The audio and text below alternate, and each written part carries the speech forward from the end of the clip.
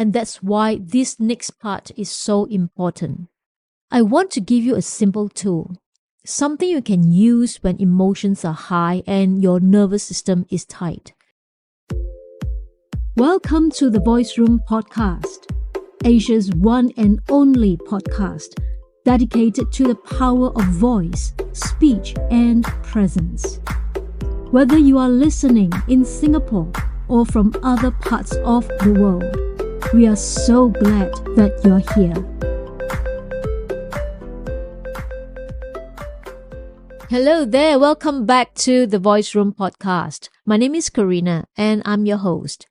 Today we are diving into something I know so many of you wrestle with. How do you stay kind without shrinking? How do you stay grounded without going numb? How do you communicate compassionately when things feel hard? Whether you're having a hard conversation with a partner, giving feedback at work, or trying to stay calm when someone's triggering you, these are the moments when your voice matters most. So let's talk about how to navigate them without losing your integrity, your power, and your empathy. Compassionate communication isn't about being nice. It is not passive, soft-spoken, or people-pleasing.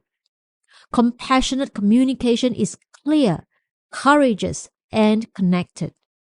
It honors both you and the other person, and that takes skill. Hey, I'm preparing something new for next year.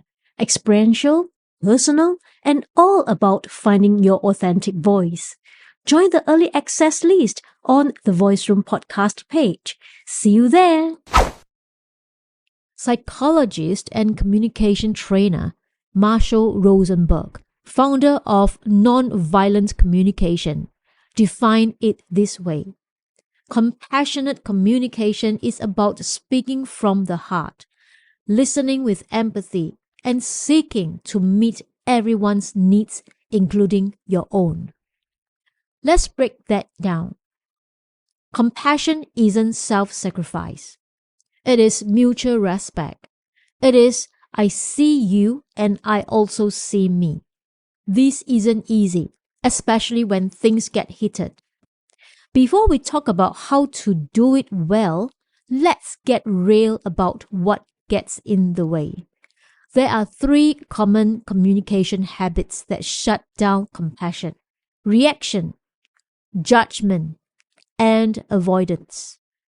Let's unpack this. Reaction. You feel hurt or stressed and you snap. Maybe it's sarcasm, maybe it's yelling, maybe it's shutting down. But either way, you're no longer responding, you are reacting. Judgment. This sounds like you always, you never. When we judge someone, we disconnect from curiosity.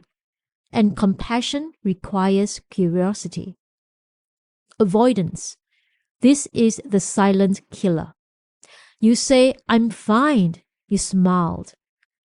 But inside, there's resentment brewing. Avoidance might keep the peace, but it kills authenticity. Sound familiar?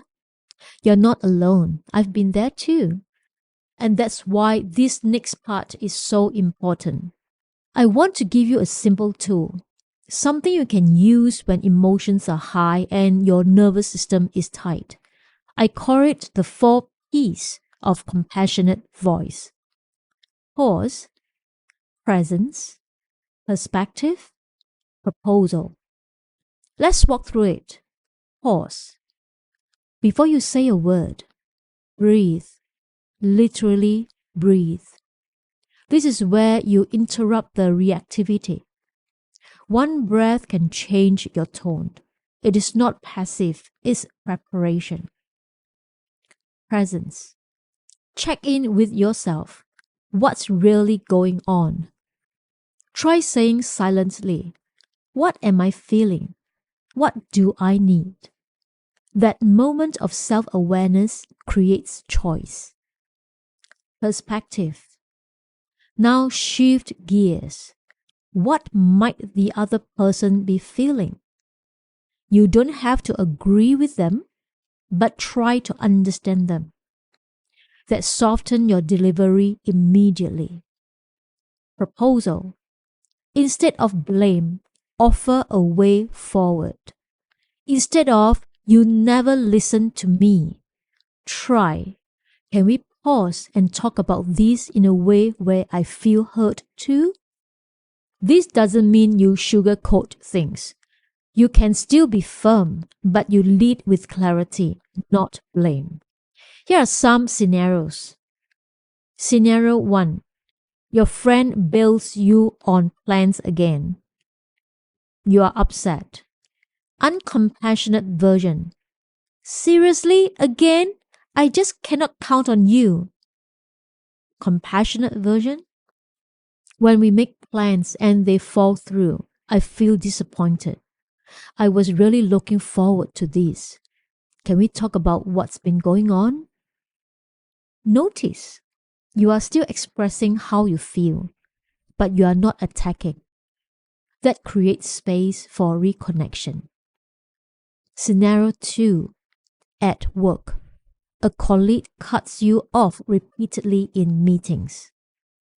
Uncompassionate version. Can you let me finish for once? Compassionate version. I notice I've been getting interrupted a few times. I would appreciate space to complete my thought. Can we be more mindful of that? You stay assertive, but still respectful. Scenario 3. A partner says something that feels critical. Uncompassionate version. You are always putting me down. Compassionate version.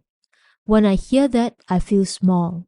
I want to understand where you are coming from, but I also want to feel supported.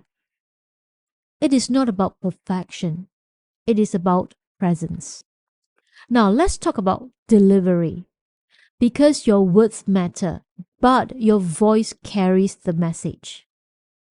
Here is what to watch for. Tempo. Slow it down. A slower pace gives both of you room to breathe. Tone. Speak from your chest, not your throat. It makes you sound more grounded. Pitch. If your voice climbs into higher range, gently bring it back down with a breath. Body. Relax your jaw. Unclench your fists. Uncross your arms. Your nervous system sets the tone for the room.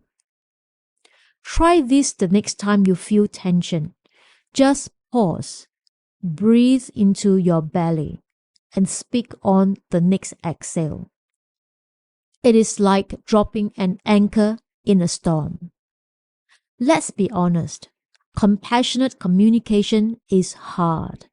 It asks you to stay soft in the world that rewards defensiveness, to stay curious in moments where your ego wants to fight. But here is the magic. When you speak with compassion, you don't just connect better with others, you connect more deeply with yourself. You will realize, I can be honest without being harsh. I can be kind without being silent. I can hold space for both of us. And that's real voice at work. It's very, very powerful. Once again, thank you so much for spending this time with me on the Voice Room podcast. If this episode gives you something to reflect on or a new tool to try, I would love to hear from you.